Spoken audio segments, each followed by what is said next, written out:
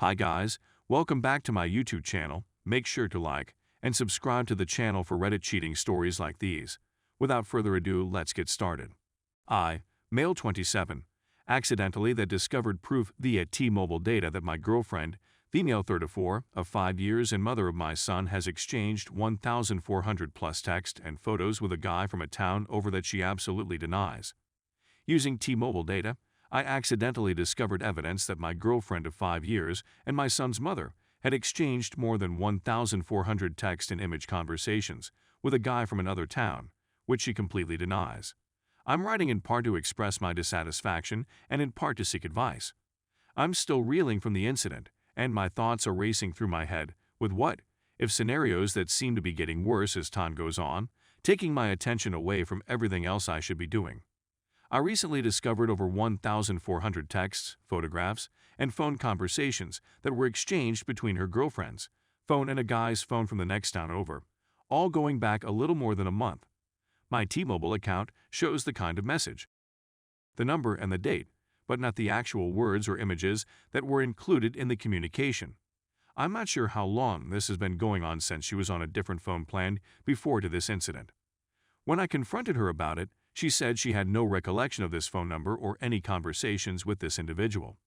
Without her knowledge, all of the records of her phone calls and texts have been deleted, which can only be explained if they were manually erased. Despite her attempts to provide justifications, such as the fact that her mother was using her phone, there were instances in which both myself and another individual were messaged at the same time. It doesn't make sense unless her mother was impersonating her and communicating with me and this other individual. Even if they were conversing on the phone, I'm certain that her mother was not there at any of the periods during which these chats and image exchanges took place. Her flimsy reasons and complete lack of recall of her conversations with this individual do not add up. Until the end of time, she will continue to reject everything that comes her way. Date, on the other hand, does not lie. It is people who do. As of right now, even if she hadn't been having an affair with another guy behind my back, I've come to the conclusion that our relationship would not have worked out due to a lack of a strong foundation of trust and open communication between us. She has consistently shown that she is untrustworthy and unreliable. For example, she believes it is completely okay to go on a binge and then vanish for a day or more at a time without making any contact with me to let me know she is all right, where she is, or when she plans to return to her house. I work away from home, and not knowing who is looking after our child since I am unable to connect with her is really frustrating.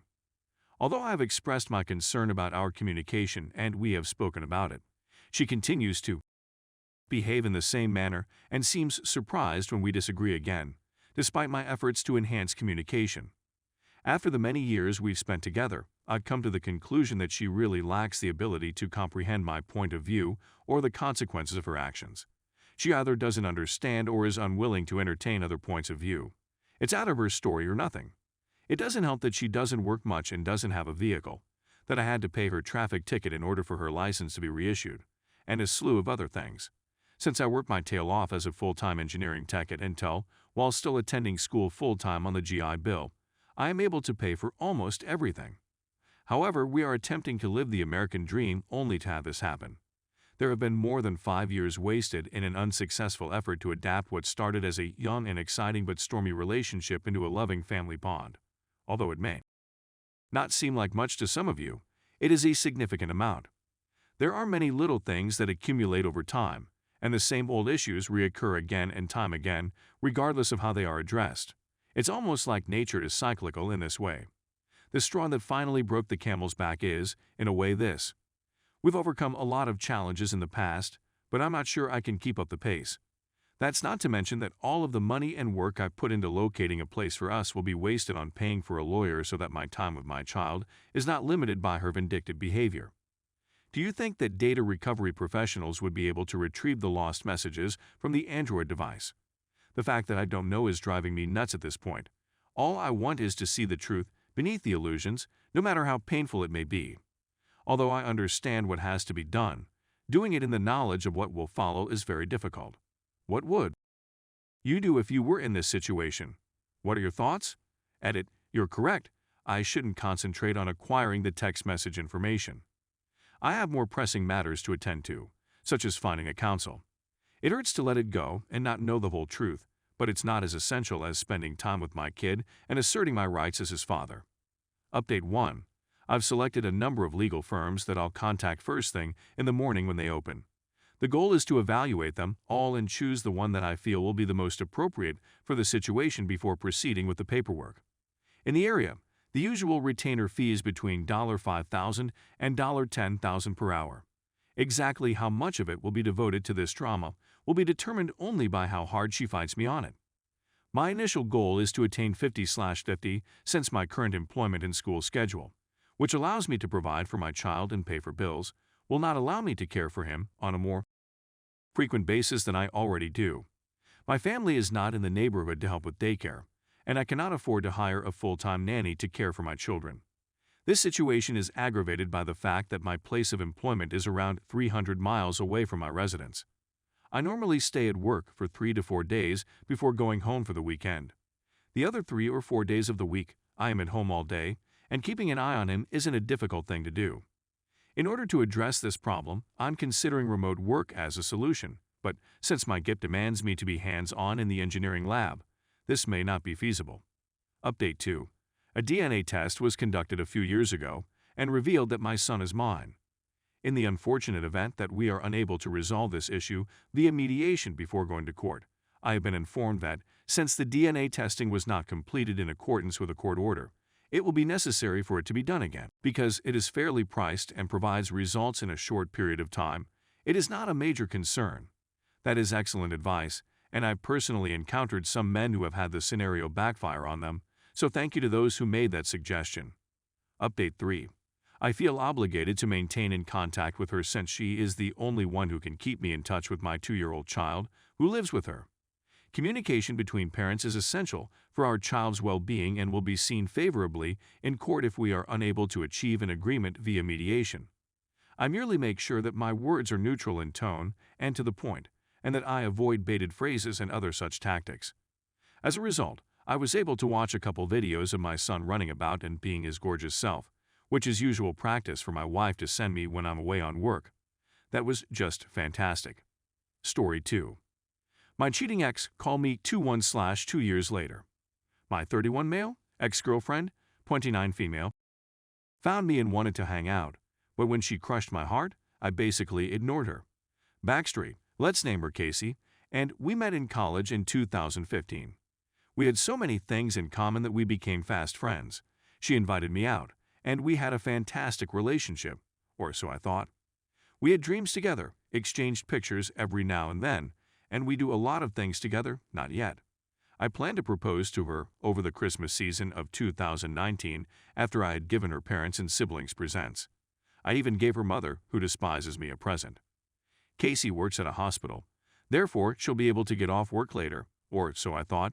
She didn't arrive to her parents' house until 5 p.m., but I arrived and decided to give everyone presents.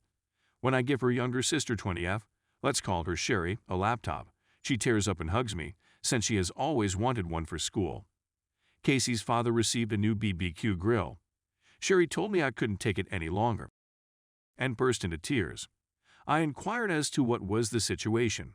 She drew me into her room right away, and her father joined her. Sherry continued repeating, "I'm sorry, I'm sorry, I'm sorry, I'm sorry, I'm sorry." I couldn't figure out why. She then displayed a pregnancy test and informed me that it belonged to Casey. I absolutely lost it and wanted to know why and how long the affair had lasted. Sherry informs me that the affair occurred in the start of 2019. She went to visit him when I was working hard at my manufacturing job.